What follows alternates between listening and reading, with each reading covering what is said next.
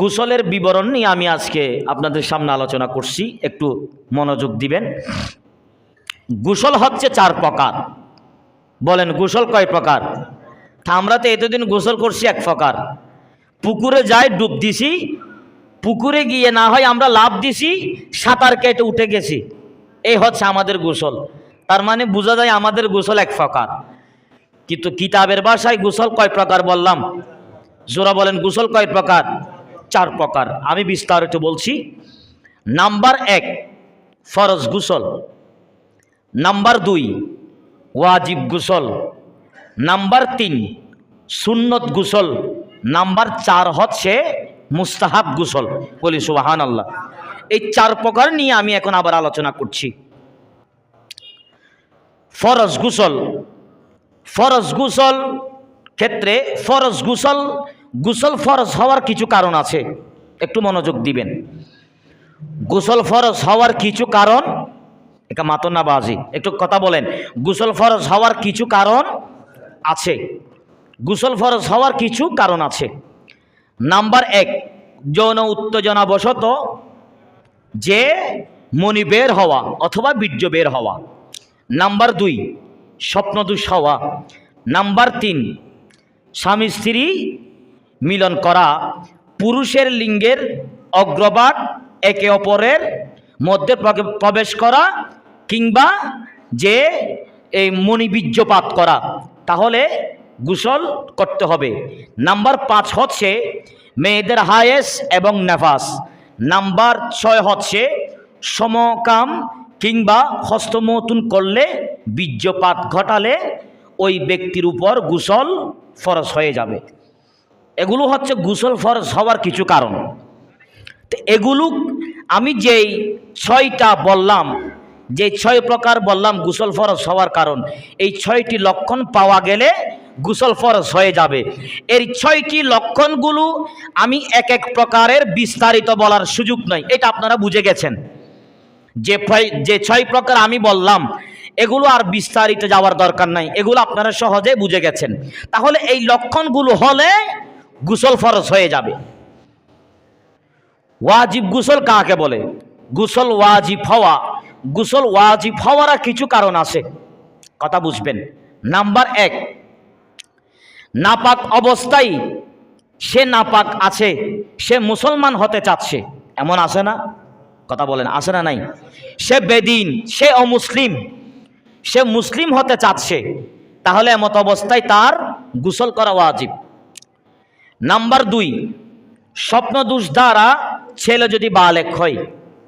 Number 3 Hiace অথবা স্বপ্ন দোষ দ্বারা মেয়েরা যদি বালেক হয়, তার ওই অবস্থায় গোসল করা ওয়াজিব।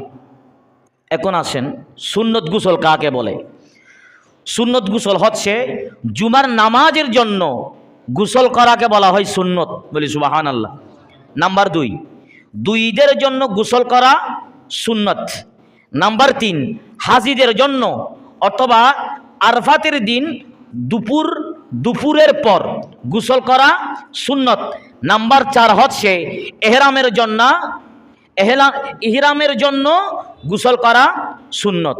তাহলে এগুলো হচ্ছে সুন্নতের গোসল। মুস্তাহাব গোসল কাকে বলে? একটু মনোযোগ দেখ। মুস্তাহাব গোসল হচ্ছে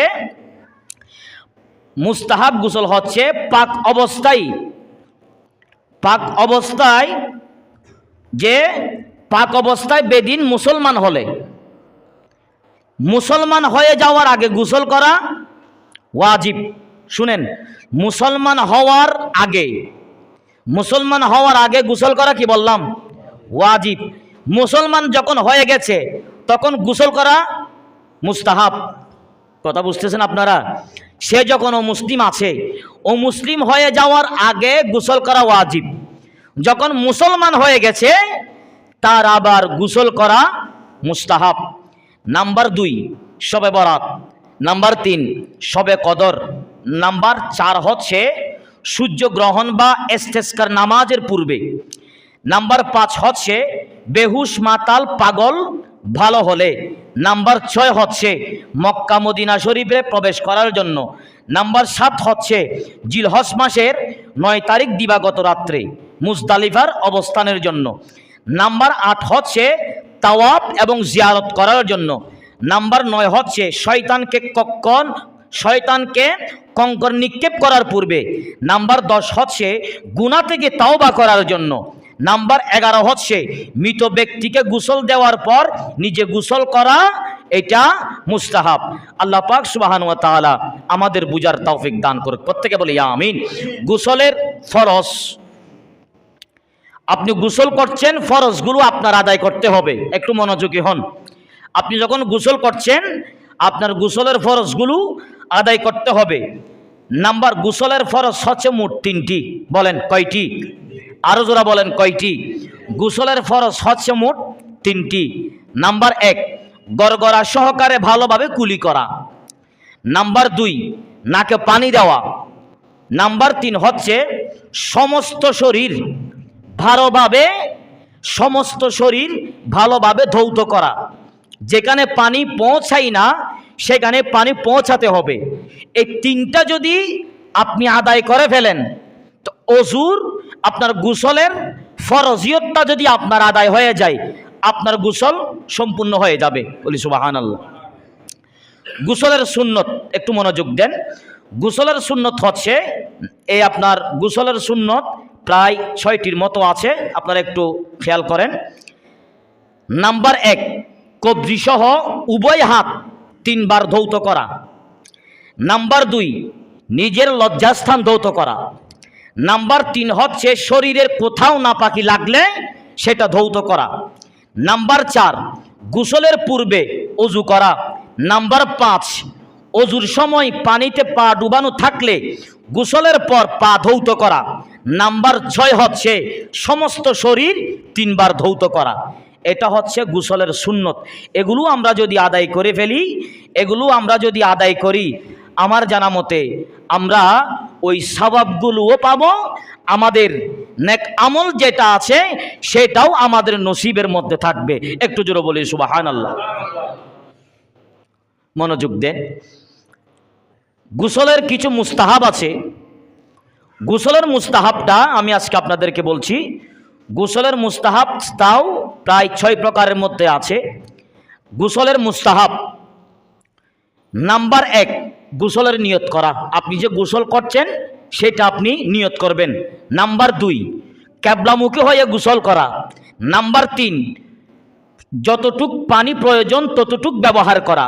নাম্বার 4, শরীরটা ভালোভাবে আপনার ঘষে মেজে গোসল করা। নাম্বার 5, গোসলের পর শরীর ঢেকে ফেলা। নাম্বার 6 হচ্ছে তাড়াতাড়ি গোসল করার পর তাড়াতাড়ি শরীরটুকু ঘিরে ফেলা, অর্থাৎ কোনো কাপড় পরার থাকলে পরে ফেলা। আমাদের মধ্যে অনেকে আছে গোসল করার পর অনেকক্ষণ খালি গায়ে থাকে, আছে না নাই? আরো জোরা বলেন আছে না নাই? আছে। তাহলে এগুলো না করা, আপনি গোসল করে ফেলছেন, আপনি মেয়ের জন্য আলাদা সিস্টেম, এটা মেয়েরটা মেয়ের হিসাব। আমি আমার পুরুষের কথা বলছি, ছেলে আমরা যারা আছি, এটা গোসল করার সাথে সাথে একেবারে শরীরটুকু ঢেকে ফেলা। এগুলো আমরা যদি করি গোসলের মুস্তাহাবটুকু আদায় হয়ে যাবে। আল্লাহ পাক সুবহানাহু ওয়া তাআলা আমাদের প্রত্যেককে বুঝার তৌফিক দান করুক, প্রত্যেকে বলি আমিন। আমি অজুর ফরজ বললাম, সুন্নত বললাম, মুস্তাহাব বললাম, ওয়াজিব বললাম, কিভাবে অজু করতে হয় আমি সেটাও বলে দিলাম।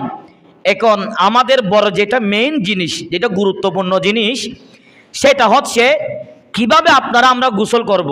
এটার নিয়ম জানার দরকার আছে না নাই? আরো জোরা বলেন আছে না নাই? আছে। এটা একটু খুব মনোযোগ সহকারে শুনেন।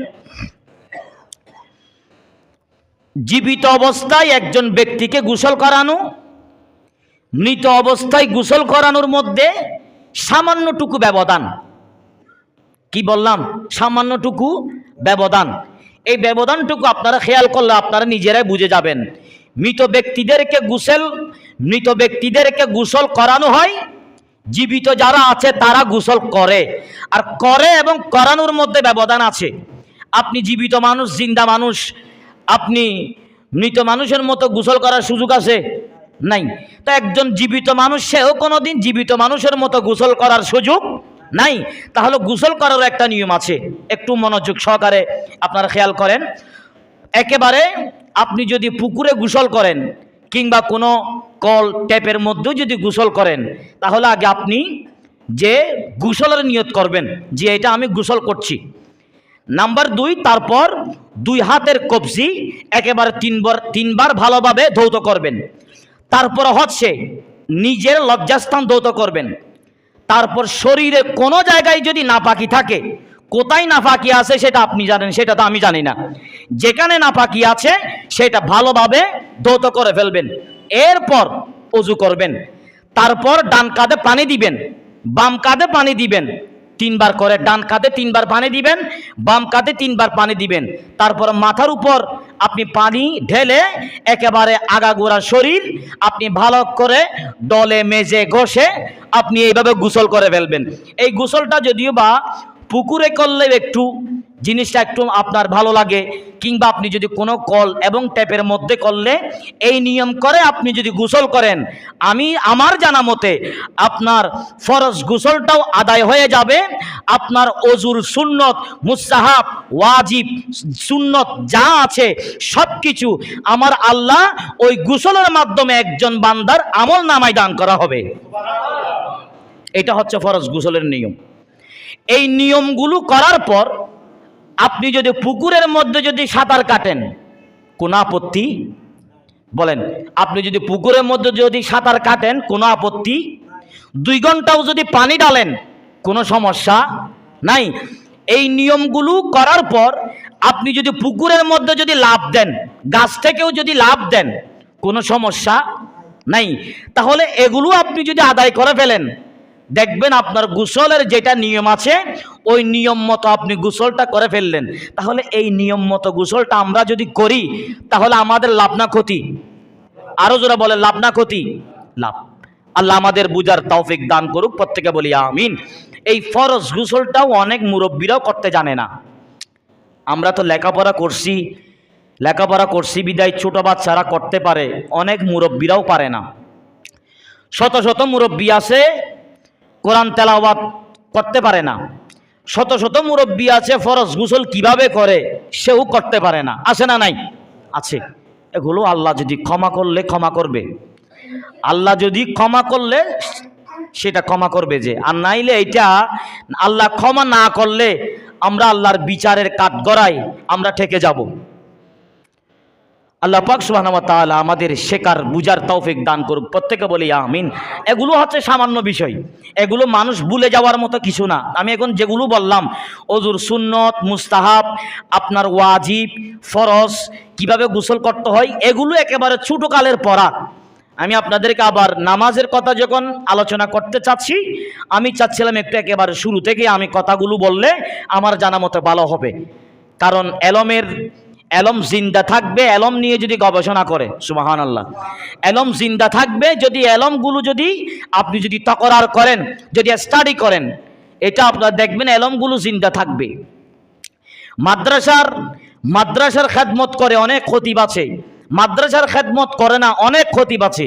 তাহলে তারা জুমার আলোচনার জন্য স্টাডি করে, অন্যান্য আরো বিষয় নিয়ে আলোচনা করার জন্য তারা স্টাডি করে, লেখাপড়া করে, এই যে তকরার করে, এইটা হচ্ছে যেটা আলোচক যারা আছে এগুলো তাদের জন্য ভালো, যেন তারা এগুলো বুঝতে পারে।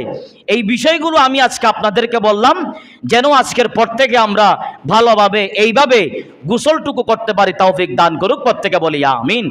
এগুলো ফরজ গোসলগুলো আমরা যদি আদায় করে ফেলি, আপনি নাপাক হয়ে আছেন, আপনার গোসল ফরজ একবার কেন শতবার আপনার গোসল ফরজ হোক, কোনো আপত্তি নাই, কোনো আপত্তি নাই। আপনি যখন ফরজ গোসল করে ফেলেছেন কোনো আপত্তি নাই। এখন যখন আপত্তি নাই, এখন আমাদের কাজ হচ্ছে নিয়ম অনুযায়ী গোসল করা। আল্লাহ পাক সুবহানাহু ওয়া তাআলা আমাদের বুঝার তৌফিক দান করুক, প্রত্যেকে বলি আমিন। তাহলে এই বিষয়গুলো আমি আজকে ওযুর বিষয়টা, গোসলের বিষয়টা আমি আজকে শেষ করলাম। এগুলো হচ্ছে আমাদের আজকের এইটা আমি আজকে জুমার আলোচনা এইটা আনলাম। আল্লাহ পাক সুবহানাহু ওয়া তাআলা যদি ইনশাআল্লাহ যদি তৌফিক দান করলে আগামী জুমা থেকে ইনশাআল্লাহ আমি আবার নামাজের মধ্যে ঢুকবো। এরপর নামাজ কিছু যেটা আছে ফরজ ইবাদতের পাশাপাশি যেই নামাজ নিয়ে আমি আলোচনা করেছিলাম আজকে থেকে অনেক দিন আগে, যেগুলো আমি অর্ধেক থেকে আমি অন্য আলোচনায় ঢুকছিলাম, আমি সেখান থেকে আমার আলোচনাটুকু ইনশাআল্লাহ আবার শুরু হবে। আল্লাহ পাক সুবহানাহু ওয়া তাআলা আমাদের বুঝার তৌফিক দান করুক, প্রত্যেকে বলি আমিন। আমি এই ফাঁকে একটা মাসালা বলি, এটা আমাদের যারা এই ফ্যামিলি যারা স্বামী স্ত্রী আছেন এটার জন্য আমাদের একটা খুবই গুরুত্বপূর্ণ একটা মাসালা, এটা আমাদের খুবই গুরুত্বপূর্ণ। যারা আপনারা আমার যারা মুরব্বী আছেন, এটা মাসআলাটা বলছি, কেউ এটা আবার আপনারা বেয়াদবি নেবেন না।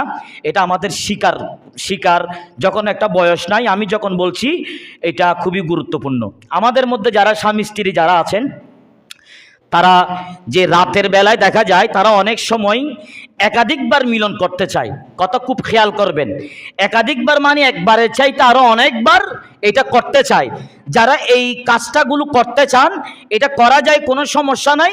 তবে এই কাজের মাঝখানে নাপাক অবস্থায় অনেক স্বামী স্ত্রী কিছু খাইতে মন চায়, কিছু খাবার খাইতে নাস্তা করতে মন চায়, আছে না নাই? আরো যারা বলেন আছে না নাই? তাহলে এমত অবস্থায় আপনি তো নাপাক, এখন কিভাবে সেটা আপনি খাবেন? অথবা সন্তানকে দুধ পান করানো যায়, এগুলো নিয়ে অনেক মা বোনরা আমাদেরকে প্রশ্ন করেন যে হুজুর আমার স্বামী এভাবে চাই, এটা কিভাবে করা যায়? এটার নিয়মটা হচ্ছে আপনি যখন প্রথমবার একেবারে আপনি যখন মিলিত হয়েছেন, আপনি যখন নাপাক হয়ে গেছেন, এরপর আপনার যদি কিছু খাইতে মন চাই আপনি আবার ওযু করবেন। সুবহানাল্লাহ বলেন। আপনি ওযু করবেন, ওযু করার পর আপনি আপনার নাস্তা খাইতে পারবেন, এরপর আবার মিলিত হন, কোনো সমস্যা নাই।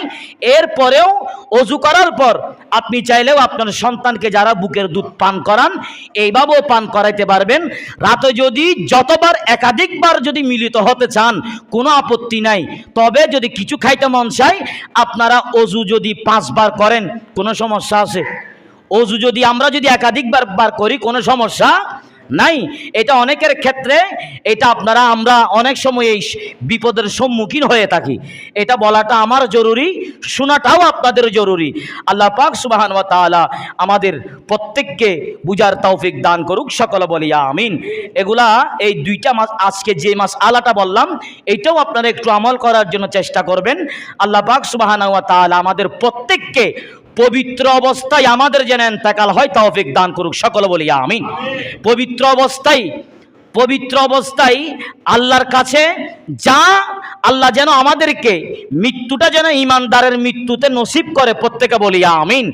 আজকের পর থেকে যেভাবে ওযু করলে ওযু হবে, যেভাবে গোসল করলে গোসল হবে, যেভাবে গোসল করলে সওয়াব পাওয়া যায়, তাহলে এইভাবে আমরা যদি গোসল করি, এইভাবে আমরা যদি ওযু করি, তাহলে সওয়াব আমাদের নসিবের মধ্যে থাকবে, ঠিক না বেঠিক?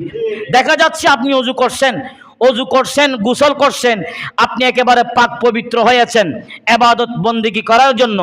ওই অবস্থায় যদি মালাকুল মউত যদি চলে আসে তাহলে বুঝতে হবে আমার নসিবের মধ্যে ভালো মৃত্যুটা আছে। সুবহানাল্লাহ।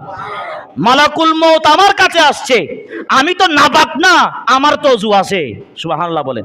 মালাকুল মউত আমার কাছে আসছে, আমি ওযু করেছি, আমি পবিত্র অবস্থায় আছি। তাহলে ওযু অবস্থায় পবিত্র অবস্থায় নসিবের মধ্যে মালাকুল মউত চলে আসা, মৃত্যুবরণ করা, এটা কয়জনের নসিবের মধ্যে আছে একটু বলেন তো?